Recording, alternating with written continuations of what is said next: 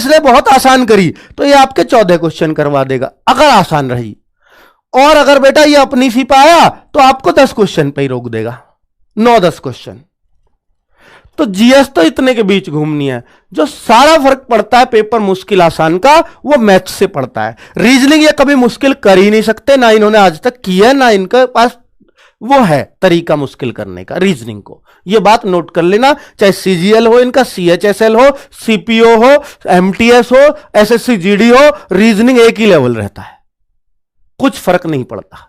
बस हां सीजीएल में एक आध सीरीज मुश्किल पूछ लेते हैं आपसे, एक आध लॉजिक मुश्किल कर लेंगे, और इनके बस की मुश्किल करना कुछ भी नहीं है रीजनिंग में। ठीक है, बस अंकित भाटी की इस वीडियो उन तक मत पहुंचा देना, कभी वो दिल पे ले जा और फिर रीजनिंग ही मुश्किल कर दे। बाकी आज तक हुआ नहीं है ऐसा। ठीक है, और हिंदी इसलिए मुश्किल नहीं होगी क्योंकि साफ साफ ये बात कह रखी है। क्या? हिंदी के लिए यह बात इन्होंने साफ साफ कह रखी है कि सामान्य बोलचाल की भाषा से क्वेश्चन बनाने, सामान्य बोलचाल की भाषा से क्वेश्चन बनेंगे, यानी जो पर्यायवाची भी होंगे तो वो चीजें होंगी जिनको हम रोज बोल रहे हैं। पृथ्वी बोल रहे हैं हम रोज, ठीक है, तो भगवान बोल रहे हैं हम रोज, तो इस तरह की चीजों के ही पर्यायवाची शब्द पूछे जा सकते हैं, ऊट पटांग वर्ड नहीं आएगा। ठीक है, जो कॉमन पर्यायवाची है वही ये पूछते हैं। विलोम शब्द भी हो उनमें से ही होते हैं। मुहावरे वो होते हैं जो हम यूज करते हैं या जो हम हर जगह पढ़ते हैं। तो कभी भी एसएससी जीडी में कोई भी ऐसी चीज उठपटांग नहीं आती जिसको ये कहीं से भी उठा के पूछ लें। तो इसलिए हिंदी में आपको घबराना नहीं है बिल्कुल भी। जीएस में मैंने बता दिया बहुत ज्यादा फर्क नहीं पड़ता, आसान पूछी तो 14 करवा देंगे, मुश्किल पूछी तो आपको 9-10 पे रोक देंगे बस। मैथ्स ही एक ऐसी चीज है जिसमें ये मुश्किल करते हैं तो बच्चे को लिटा देते हैं, बिछा देते हैं, और बच्चे अगर ये आसान देते हैं तो सब बच्चे बढ़िया करके आते हैं। इस बार जो आसार है इस टाइम को देखते हुए वो मैथ्स आसान आने के हैं, क्योंकि जब आपका 60 मिनट देते हैं सीएचएसएल में, 60 मिनट देते हैं सीजीएल में, जब 60 मिनट का इनमें देते हैं और सीजीएल सीएचएसएल इन पे मैथ्स में तो क्वेश्चन भी अच्छे खासे हैं, तो बच्चों वहां ये मैथ्स मुश्किल नहीं करते, तो ये जीडी में कैसे कर सकते हैं जहां तो वैकेंसी बहुत ज्यादा है। ठीक है, तो इसलिए बिल्कुल निश्चिंत रहे कि आपका मैथ्स मुश्किल आएगा, तो यह मैं आपको भरोसा दे रहा हूं। बाकी ये वीडियो आपका जरूर कॉन्फिडेंस अप करेगी, इसलिए डरना बिल्कुल नहीं है। और ये 2 महत्वपूर्ण सूचनाएं हैं जिनको मैंने देने के लिए वीडियो बनाई, हालांकि मैं पहले भी दे चुका हूं पर आज फिर से दे रहा हूं। ठीक है, जिन बच्चों का देखिए, जिन बच्चों का 10 जनवरी का एग्जाम है वो मुझे हाथ जोड़ के माफ कर दो, पर मैं उनके लिए एक खुशखबरी की बात यह कहूंगा कि जिन बच्चों का 10 जनवरी का एग्जाम है उनको नॉर्मलाइजेशन में फायदा मिलने वाला है। ठीक है, 4 शिफ्ट में डेली एग्जाम है बच्चों, 4 में, 3 में नहीं है इस बार। तो 11 जनवरी से जिन बच्चों का भी एग्जाम है, जिनका 11 जनवरी से एग्जाम है, वो इस बात को जरूर ध्यान दे लेना, यानी 10 के बाद जिनका भी एग्जाम है उनको बहुत फायदा होगा। इस वीडियो को नहीं देखेंगे या मेरी बात नहीं मानेंगे, 100% नुकसान जरूर हो जाएगा, 100%। ठीक है, देखिए 2 बात क्या है, एक तो मॉक टेस्ट और एक प्रैक्टिस सेट। एसएससी ने एनालिसिस के लिए मना किया हुआ है, क्लियर है। जीडी में आपको भी पता किसको देखने वाले हैं, एसएससी वाले, हमें तुरंत नोटिस आ जाएगा। तो जो हम मॉक टेस्ट देंगे एप्लीकेशन पर, हम 10 तारीख की 10 जैन को शाम 9 बजे तक पूरा प्रैक्टिस सेट तैयार कर लेंगे। एप्लीकेशन में डालने वालने में टाइम लगता है। 9 बजे हम आपको एक मॉक टेस्ट देंगे। वो मॉक टेस्ट वो होगा जो एसएससी पूछ रही है।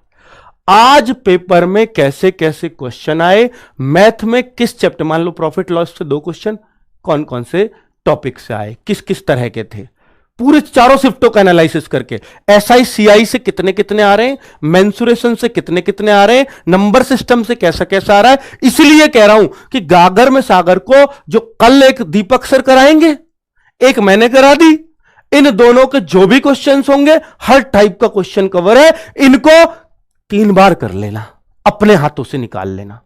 निश्चित तौर पर जब आप इस टेस्ट को देंगे इसमें फायदा मिलेगा, मैं गारंटी लेता हूं इस बात की। और यह टेस्ट ही आप समझ लेना कि आप एसएससी जीडी का टेस्ट मिल गया आपको पहले ही, आपके पेपर से पहले ही। ये वही पैटर्न होगा, ये वही लेवल होगा, ये उसी दिन के ही क्वेश्चन होंगे सारे, क्योंकि हम एनालिसिस नहीं करवा सकते, तो एनालिसिस का नाम भी नहीं देंगे। इन चीजों को जरूर कर लेना, बहुत फायदा मिलने वाला है। अब मैं बात करता हूं बच्चों किस चीज की, अब आपका प्रैक्टिस सेट की। प्रैक्टिस सेट 10 तारीख के बाद जो भी क्लास चले, बेटा एनालिसिस नाम नहीं होगा इस बार, जो भी क्लास चले, मैथ प्रैक्टिस सेट जैसे राहुल तेवतिया सर कराएं, Hindi practice set Neeraj sir कराएं मान लो, reasoning practice set Sandeep sir या राहुल सर कराएं, उन प्रैक्टिस सेटों को जब हम कराएंगे 10 तारीख के बाद ही कर देंगे, हो सकता है 10 को भी करा दें एक आध। ये जो प्रैक्टिस सेट होंगे ना, ये वही लेवल होगा। और ये जो मॉक टेस्ट है ना, केवल 10 तारीख की शाम को नहीं दूंगा, ये मैं हर 3 दिन के अंतर पे, 2 दिन के अंतर पर, 2-3 दिन में एक मॉक टेस्ट देता रहूंगा, जिनका बाद में एग्जाम है ना, वो इसको करते रहना, बहुत फायदा ले जाओगे। और ये जरूर, ये जो प्रैक्टिस सेट है, ये जब भी क्लास चलेंगी 10 तारीख के बाद, इसमें एनालिसिस नहीं कहेंगे, पर प्रैक्टिस सेट से समझ जाना कि इस टाइम कौन सा प्रैक्टिस सेट हो रहा है। जब पेपर ही शुरू हो गया, वो पेपर हो रहा है आपका। ठीक है बच्चों, तो 10 तारीख वालों आपका नॉर्मलाइजेशन में फायदा मिल जाएगा। अब बाद वाले कहें सर हम तो बाद में होगा हमारा एग्जाम, तो हमारा पेपर हार्ड आएगा फरवरी वाले, ऐसा बिल्कुल नहीं है। पिछली बार ये प्रैक्टिकल देख चुका हूं मैं, 15-16 नवंबर से शुरू हुआ पेपर और 16 नवंबर से 15 दिसंबर को एंड हुआ। 15 दिसंबर का पेपर, सुन लेना मेरी बात, 15 दिसंबर का पेपर 17 नवंबर के पेपर से आसान था, तो वो नॉर्मलाइजेशन में हो गए फिर बराबर। ठीक है, ऐसा कुछ भी नहीं होता बच्चों कि पेपर शुरू में होगा तो आसान होगा, बाद में होगा तो मुश्किल। इतना जरूर है, जिनका 10 जनवरी का पेपर है उनका बाकी पेपर से आसान आएगा और फिर भी नॉर्मलाइजेशन में फायदा होगा, यह पक्की बात है। ठीक है, 10 तारीख के ये तो मैं नहीं कह सकता कि चारों ही आसान आएंगे, पर 3 तो जरूर आसान आएंगे, एक आध कोई हो सकता है। ठीक है, तो अब कट ऑफ की बारे में बात कर रहा हूं कि देखिए, ये जो पेपर आप करोगे 10 तारीख को शाम को 9 बजे, इसलिए प्रचार कर रहा हूं ज्यादातर बच्चे ताकि इसको कर पाएं, इसलिए कर रहा हूं कि कट ऑफ ना इसी दिन डिसाइड कर दूंगा मैं कि एसएससी की क्या जाने वाली है और आपका सेफ स्कोर क्या रहेगा, ये इसी दिन डिसाइड कर दूंगा। तो आप सब लोगों से सहयोग चाहिए, इस टेस्ट को ज्यादा से ज्यादा बच्चे देना, बहुत फायदा होगा। नहीं दोगे नुकसान जरूर हो जाएगा।